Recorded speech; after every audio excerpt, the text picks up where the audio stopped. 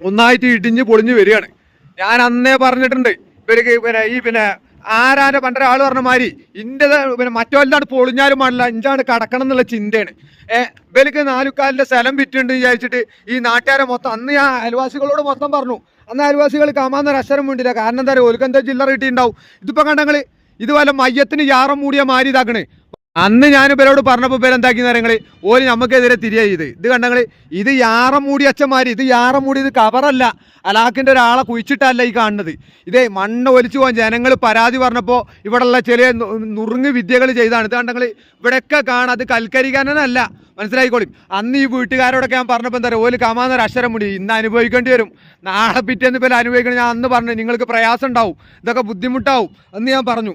അന്ന് അതിനെതിരെ ശബ്ദിച്ചപ്പോൾ അവരെനിക്കെതിരെ പടവാളെടുക്കുക. അതാണ് ഞങ്ങൾ ഇടിയാൻ വേണ്ടിയാണ് നിൽക്കുകയാണ്, ബാക്കിയും കൂടി ഇടിയാൻ നിൽക്കുകയാണ്. കണ്ടോളി, ഇതാണ് ഞങ്ങൾ ബാക്കിയും കൂടി ഇടിയാൻ വേണ്ടിയാണ് നിൽക്കുകയാണ്.